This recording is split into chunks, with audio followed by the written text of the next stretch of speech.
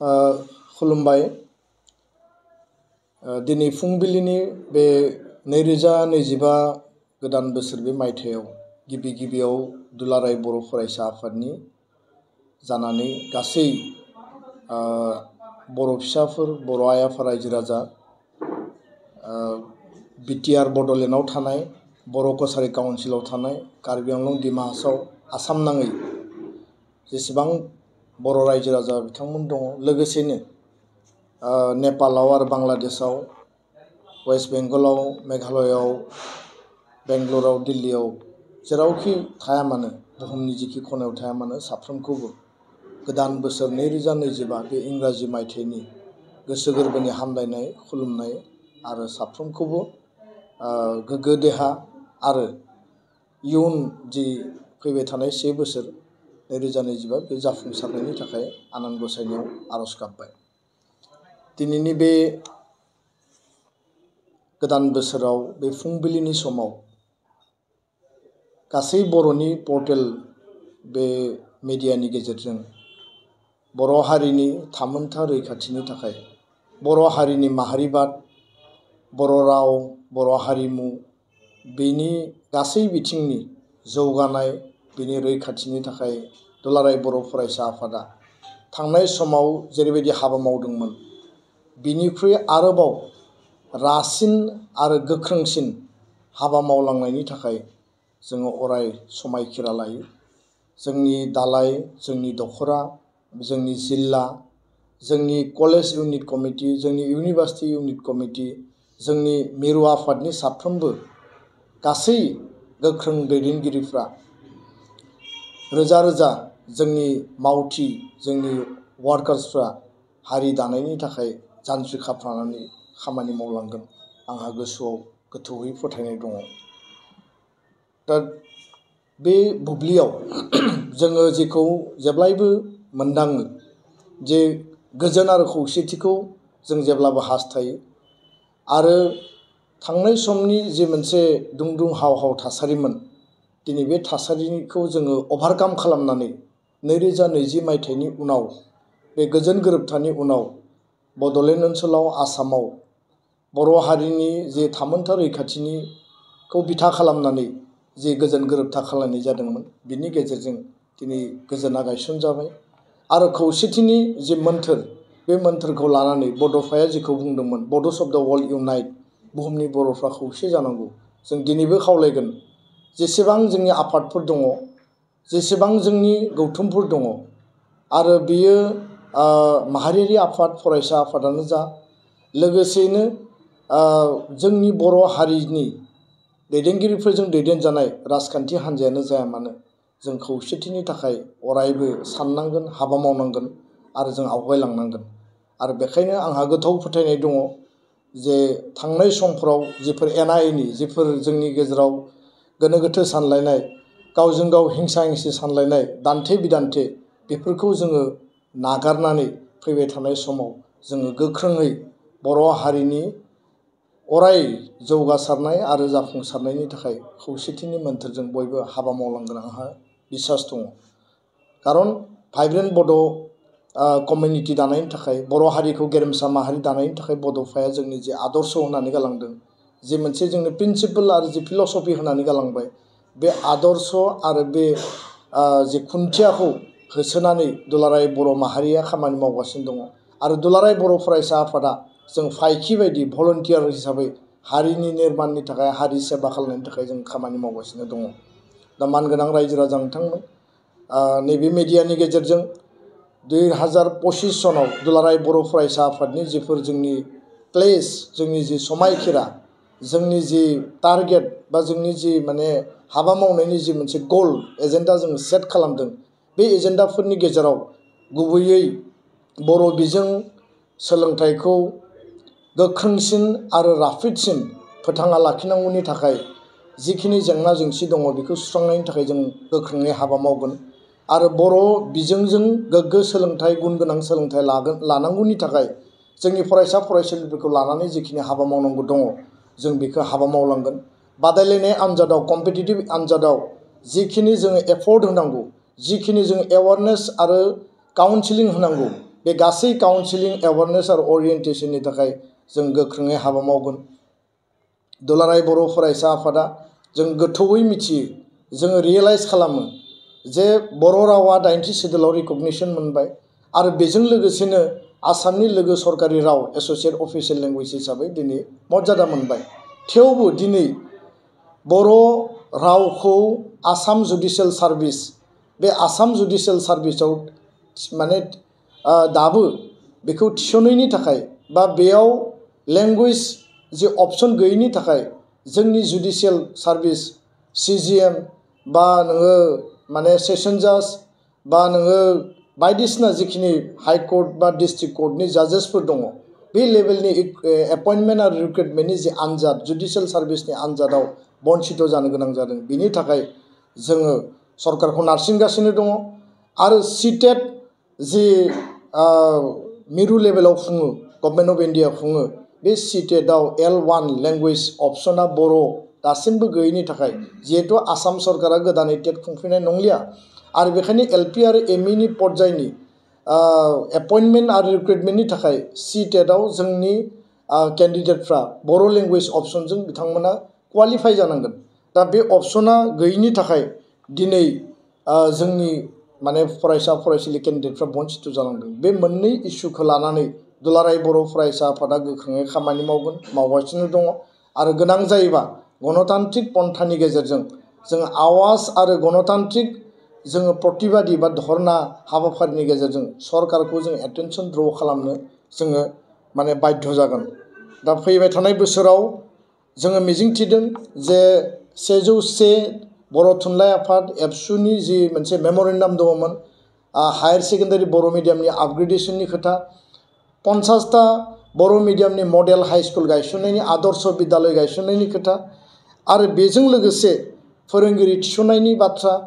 आरो लोगोसेनो 6.3 नि गेजेरजों स्कुल प्रभिन्सियेलाइजेसननि जि मेटार, BTR आरो आसाम नाङै बे जेंनाखौ 2025 नि गेजेराव पूर्णांग भाबै जोङो सुस्रांनांगौनि थाखाय जि लेभेलाव एफर्ट खालामनांगौ, जि लेभेलाव सरकारखौ नारसिननांगौ आरो जि लेभेलाव सरकारखौ एटेनसन द्र खालामनांगौ, बे लेभेलखौ जोङो गोख्रोङै जोङो हाबा मावगोन। बेखिनि खोथाखौ आं स्पष्टयै दिनैनि बे गोदान बोसोरनि जागायजेननाय सानाव रायजो राजानो आरो सरकारनो आं मिथिहोदों। लोगोसेनो दुलाराय बर' फरायसा आफादनि दिनैनि जि टप प्रायरिटि एजेन्डा, जोङो जि मोनसे बुजाबुजि पिस एकर्ड बा पिस एग्रिमेन्ट खालामबाय आरो मोनसे एग्रिमेन्टआ मोनसे जातीय दलिल, 93 नि एग्रिमेन्टआ एकर्डआबो मोनसे जातीय दलिलमोन आरो 2003 नि BTC एकर्डआबो मोनसे जातीय दलिल आरो 2020 आव खालामनाय बर' गोजोन गोरोबथा BTR एग्रिमेन्टआबो मोनसे जातीय दलिल आरो बे जातीय दलिलखौ मावफुंनायनि गेजेरजों बेयाव लिरनाय मोनफ्रोमबो खोथा, मोनफ्रोमबो सेन्टेन्स, मोनफ्रोमबो वर्ड, बेयाव माने दारि कमा जि थाया मानो भारत सरकार, आसाम सरकारा मावफुंगोन होननानै जोंनो खोथा होदों आरो बे खोथा होनाय बायदि गासै खामानिफोरखौ मावफुंनांगौनि थाखाय दुलाराय बर' फरायसा आफादा गासै जिखिनि सोमावसारग्रा आफादफोर दङमोन, सिगनेटरि अर्गेनाइजेसनफोर दङमोन, बिथांमोनखौ लोगोआव लाफानानै जोङो खोब स्पष्टबादि आरो गोख्रों मोनसे नीति लानानै जों हाबा मावगोन आरो बिनि बेलायाव जिफोर एकर्डनि दफाफोरा मावफुंजाबाय सरकारखौ जोङो धन्यबादबो होनांगोन आरो सरकारा बे हाबाफारिफोरखौ मावफुंनायाव जथेस्थ' सिनसियारिटिबो दिन्थिदों। नाथाय माखासे जिखिनि जोंहा आद्रा दंबावो, माखासे आद्रा थानाय दफाफोरा डिले जायाखै नङा जादों आरो बेखायनो टाइम बाउन्ड इमप्लिमेन्टेसननि थाखाय जोंनि जि नाजानाय एफर्ट आरो रिलेन्टलेस जोंनि जि प्रेसार, बे प्रेसारा कन्टिनिउआसलि सोलिगासिनो दङ। मिजिंथिदों 2025 नि माने आधा बाहागोआवनो फैबाय थानाय माने 3 निफ्राय 6 दाननि गेजेराव मेजर जिखिनि जोंहा एचिभमेन्ट मोनबावनांगौ दङ, जिखिनि जोङो एचिभमेन्ट मोननांगौनि थाखाय जिखिनि हाबा मावबावनांगौ दङ आरो बे बेलायाव जुदि BTR बड'लेण्डनि खोथाखौ जुदि जों रायखाङोब्ला बेयाव गामि सोसननांगौ दङ, बेयाव समस्ति 60टा बांहोनांगौ दङ, बेयाव डिपार्टमेन्ट बारायनांगौ दङ आरो फाइनान्सियेल अट'नमिनि गेजेरजों जोंनि जि बड'लेण्ड जि काउन्सिल बा बड'लेण्ड टेरिटरियेल रिजन, बे 6 सिडुल काउन्सिलखौ जोङो मजबुत खालामनांगौनि थाखाय बा मोनसे स्टेटास आरो स्टेन्डार्ड बे पर्यायाव लांनांगौनि थाखाय जिखिनि हाबा मावनो गोनां दङ बे फैबाय थानाय समाव गोख्रैनो जोबगोन आरो जोङो जिहेतु हाबा मावबाय थादों बिनि सायाव जोंहाबो मोनसे माने टारगेट जोङो बेखौ खानानै लादों। गुबुन मोनसेया जाबाय बर' कसारी काउन्सिलनि जि माने फुल फेजेड जि स्टेटास बिनि गामि नटिफिकेसन खालामनांगौ, बेयाव समस्ति निर्धारन खालामनांगौ, बिसायख'थि खुंनानै नांगौ रोखोमनि बेयाव जे पुँजि होनांगौ, फाइनान्सियेल जिखिनि माने बेयाव 10-12 लाख बर' सुबुंफोरखौ जौगानायनि थाखाय माने पुँजि होनांगौ, बे पुँजि होनांगौनि बेलायाव सरकारा जथेस्थ' बिथांमोना माखासे नेग्लेक्ट खालामनायखौ जों नुदों आरो नांगौ बायदि साफिसियेन्ट पुँजि होआखै। दा बेखायनो बे बिथिंखौ आबुङै मावफुंनांगौआ जोंनि सल रेसपन्सिबिलिटि, बयनिबो रेसपन्सिबिलिटि। आरो बिटिआर काउन्सिल, बर' कसारी काउन्सिल इउनाइटेडलि थानानै आसाम सरकारखौ नारसिननायनि गेजेरजों बे हाबाफारिखौ जों जाफुंसार होनांगोन। कार्बि आंलंनि बर'फोरनि एसटि हिलनि जि जेंना दङ बे जेंनाखौ समाधाननि थाखाय बिभिन्न एंगोलजों बे हाबा मावनाय जादों आरो बेयाव जथेस्थ' बाधा, जथेस्थ' रेस्ट्रिक्सन, अबस्ट्राक्सन्स गैया नङा दङ आरो स्वयं बे कार्बि आंलं ओनसोलनिफ्रायनो बे अबस्ट्राक्सनफ्रा फैदों। दा बेखायनो बे अबस्ट्राक्सनफोरखौ गैया खालामनानै भारत सरकारखौ जोङो कनभिन्स खालामनानै बेखौ जाफुंहोनांगौआ जोंनि बयनिबो बिबान। 2003आवबो दङमोन, 2020आवबो दङ। दा बे बिबाना जोंहा थाबाय आरो बारग' एनडिबिफोरनि जिखिनि जेंना जेंसिफोर दङ बिथांमोननि गासै जेंना जेंसिखौ जेलाव थानाय जोंनि मारटियार परियालनो रां अनसुंथाइ होनांगौ, रिहेबिलिटेसननि माने जोबथा मोनसे पार्ट दंबावो आरो फारसेथिं केस दैखांनांगौ बा उइथड्र खालामनांगौ दङ। बे बिथिंखौबो नोजोर लाखिनानै दिनै खामानिफोरा टाइम टु टाइम माने डिसकासननि गेजेरजों मोनसे फिनिशिंआव फैनायनि लामाखौ जों नुहुरदों। थारैनो आनान गसाइनायाव जोङो अरायबो आर'ज गाबगोन जे बे बिथिङा जोबस्रांनायनि उनाव गोजोन आरो सान्थिया माने पार्मानेन्टलि एस्टाब्लिश जागोन आरो जोंनि ओनसोलाव जिखिनि इउनिभार्सिटि, जिखिनि कलेज, सेन्ट्रेल इउनिभार्सिटि, रेलवे कर्ट्सनि माने वेगन वर्कशप बा फेक्टरि आरो लोगोसे जोंहा एनआईटि गुबुन गुबुन जिखिनि इनफ्रास्ट्राक्चार जि डेभेलपमेन्टेल पेकेज बा इनस्टिटिउसनफोर दङमोन बे मोगथां महराव फैबाय थानाय समाव गोख्रैनो महर मोनगोन आरो जिहेतु मोनसे माने फाइनाल स्टेजाव दङ गोबां प्रजेक्ट आरो गोबां इनस्टिटिउसन बा इनफ्रास्ट्राक्चारा मिजिंथिदों। बिनि गेजेरजों बर' हारिया जिखौ माने हास्थायनानै जोङो सोमावसारदोंमोन आरो सोमावसारनायनि माने बे धारायाव बड'लेण्ड आलादा रायजोखौ बिथा खालामनानै जि सोमावसारनाय बा मोनथाम पलिटिकेल दाबिखौ लानानै जि सोमावसारनाय, बे सोमावसारनायनि धारायाव जोङो मोनथाम एकर्ड मोनबाय आरो बिटिआर एग्रिमेन्ट, बिनि गेजेरजों बिटिआर रिजन, बड'लेण्ड रिजन, बर' कसारी काउन्सिल, कार्बि आंलंनि बर'फोरनि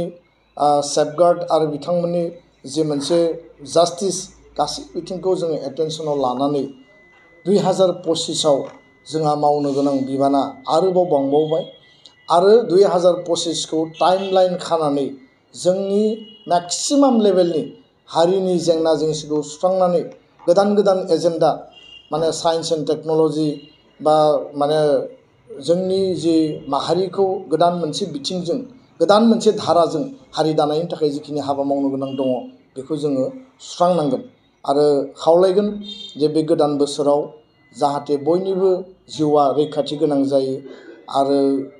जि मोनसे जौ जुवानि थासारि, जि मोनसे उन्दै बैसोआव हाबा जानाय बा ड्राग्सनि जि थासारि, दा गोदान बोसोरखौ वेलकाम खालामनानै बयबो पिकनिक जानो थांदों, बयबो माने बेबायदि रंजानाय माखासे थासारियाव रावनिबो जिउआ जाहाथे आसखान्दा जाया बिनि थाखाय बिमा बिफा, गार्जेन, समाज बयबो जाहाथे गोख्रोङै नोजोर होगोन आरो गावबा गावबो मोनसे सांग्रांथि माने नोजोरजों दावबायगोन। आं बेखिनिखौनो मिजिंथिनानै बर' हारिनि साफ्रोमबो सुबुंनिसिम आंनि खरगंग्लाय गोदान बोसोरनि फिन खेबसेबाव गाहाम हामलायनानै हारिनि गासै बिथिंखौ नोजोर लाखिनानै दुलाराय बर' फरायसा आफादा जोङो निष्ठा आरो माने मोनसे बिसासनि गेजेरजों हाबा मावलांगोन बेखिनिखौनो फोरमायबाय। गोजोन्थों।